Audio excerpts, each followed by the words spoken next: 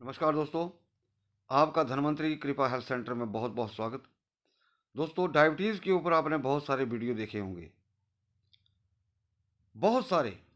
ये पत्ता खा लो, ये खा लो, वो खा लो, लेकिन जो असली वास्तविकता है उसको कोई भी नहीं बताता है।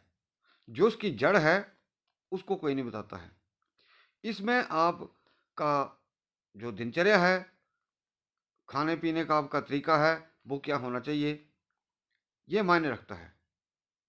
तो दोस्तों, इस वीडियो के अंदर आप एक एक चीज़ ध्यान से सुनिएगा। क्या क्या आपने करना है, क्या खाना है, क्या नहीं खाना है। ये 13-14 चीज़ें जो मैं आपको बताने वाला हूँ, तो इनको आपने ध्यान से सुनना। आपकी शुगर किसी ने भी अगर जड़ से ख़त्म करनी है तो दोस्तों ये 12-13 चीज़ें जो हैं वो आप ज़रूर करके देखें। और साथ में इसमें जैसे हम जो लोगों का ट्रीटमेंट करते हैं, हम अपने हाथ से हर्बल मेडिसिन तैयार करते हैं, और जो चीज़ हम देते हैं उससे आदमी को 100% लाभ मिलता है।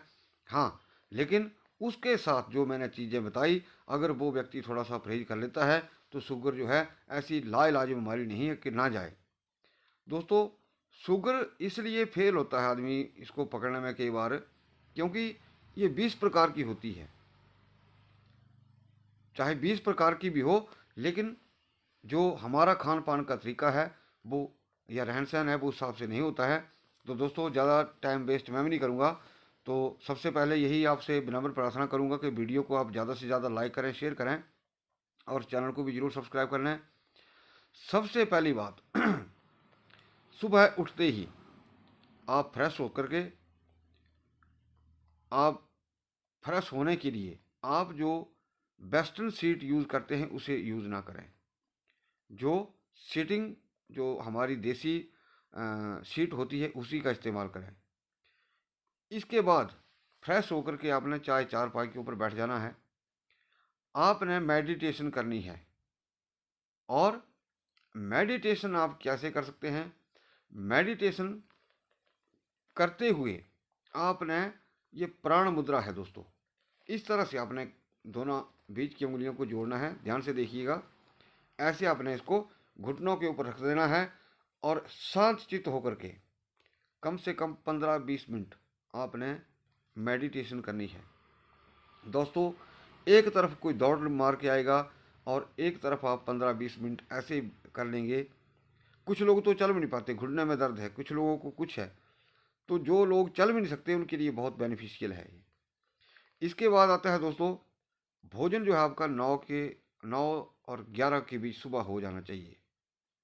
वो इसलिए क्योंकि हमारा पैनक्रियाज उस वक्त बहुत ज़्यादा एक्टिव होता है, सक्रिय होता है। और आपने अक्सर देखा होगा कि हमें एक से लेकर के 2 बजे तक जो है भूख जो है फिर से लग जाती है, चाहे सुबह हमने खाया ही है। वो इसलिए भूख लग जाती है कि जो पैनक्रियाज है इंसुलिन बढ़िया छोड़ता है, वो खाना जल्दी पच जाता है। इस करके 1 और 2 के बीच जो है आपका भोजन पच जाता है, और आपको भूख की अनुभूति होती है। उस दौरान जो भी शुगर वाला पेशेंट है, कुछ ना खाएं।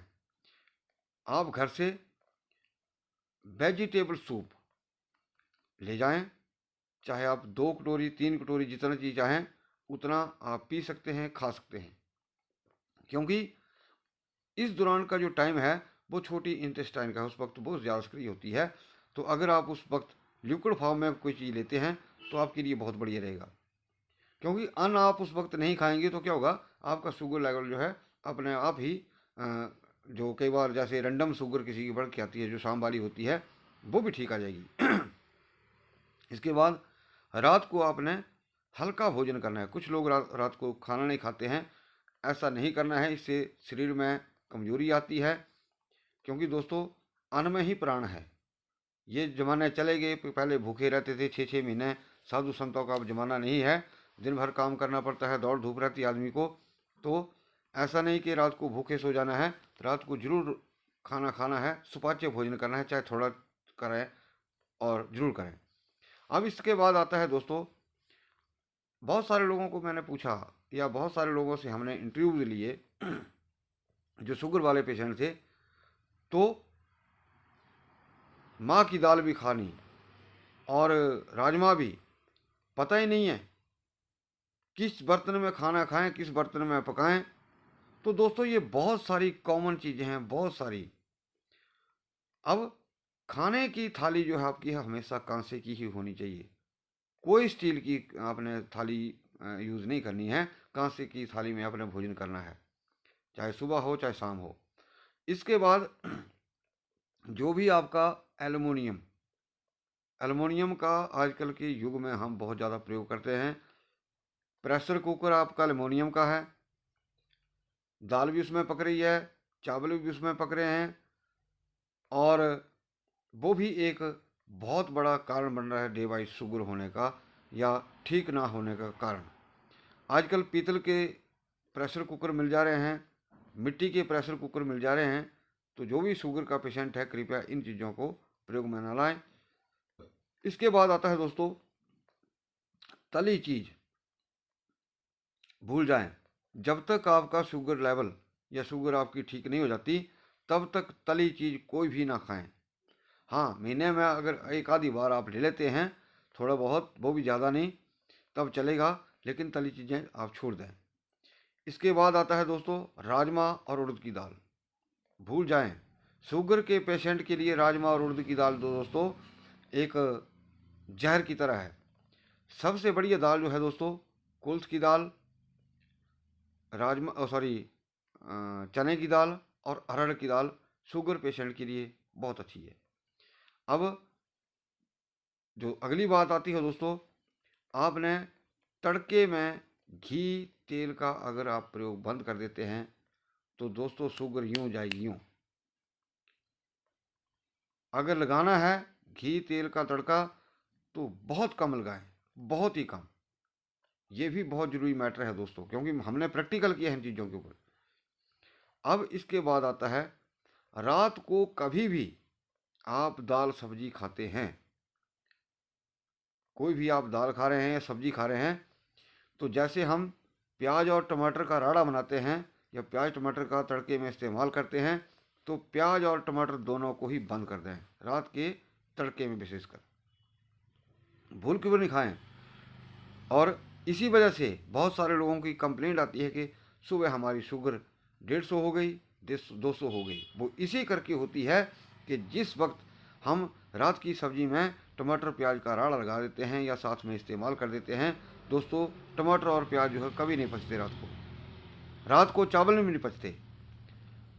चावल के ऊपर अलग से वीडियो बनाऊंगा कि शुगर वाले चावल खा सकते हैं या नहीं, ये और कौन सा वो चावल यूज़ कर सकते हैं।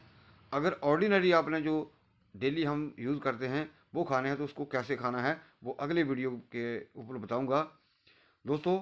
अब इसके बाद आती है रात को जो भी शुगर का पेशेंट है, ध्यान से सुनना दोस्तों, सर्दियों में हमेशा शुगर बढ़ के आएगी और गर्मियों में शुगर लेवल जो है वो थोड़ा आदमी का कम रहता है। तो सर्दियों में शुगर जो है बढ़ के आती है, इसके लिए आपको रात को अपनी नाभि में 4-5 बूंदें घी की डालनी है और नाभि के 2-3 इंच के हिस्से एरिए में वहाँ पे घी भी लगाना है दोस्तों। ये प्रयोग छोटे छोटे हैं लेकिन बहुत कारगर हैं। अगली बात आती है दोस्तों कि जब भी आप नहाएं, जब भी आप सुबह नहाते हैं, चलो सर्दियों में तो मैक्सिमम लोग गर्म पानी से नहाते हैं, लेकिन गर्मियों में भी शुगर का पेशेंट जो है या बीपी का पेशेंट जो है हमेशा गर्म पानी से ही नहाए। और नहाने के पानी में अगर आप कर्पूर तेल की 4-5 बूंदें नहाने के पानी में डाल देते हैं दोस्तों, तो आप देखेंगे कि ऑटोमेटिकली आपका शुगर जो है वो रिड्यूस होगा। ऑटोमेटिकली, आपने कुछ नहीं खाया ना कुछ ये किया। ये सिर्फ ये एक मैंने आपकी जनरल जो दैनिक दिनचर्या होती है या आपका यूज़ करने की जो चीज़ें हैं वो मैंने बताई हैं, जो शुगर लेवल या शुगर से या डायबिटीज़ से बहुत बड़ी जुड़ी ये जानकारियां हैं। चाहे अब इसमें टाइप 1 का पेशेंट हो चाहे टाइप 2 का हो, ये दोनों के लिए ही फ़ायदेमंद चीज़ें हैं और दोनों ही इस चीज़ का ध्यान रखें। जो मैंने ये चीज़ें आपको 13-14 चीज़ें बताई दोस्तों, इन चीज़ों का आप ध्यान रखें और इसी तरह अगर आप करते रहेंगे तो शुगर कोई ऐसा नहीं है, कोई ऐसी बहुत बड़ी बीमारी नहीं है को ठीक ना हो जाए। तो दोस्तों वीडियो को देखने के लिए बहुत बहुत धन्यवाद। हमारा चैनल भी ज़रूर सब्सक्राइब करें, वीडियो को लाइक एंड शेयर भी करें। नमस्कार।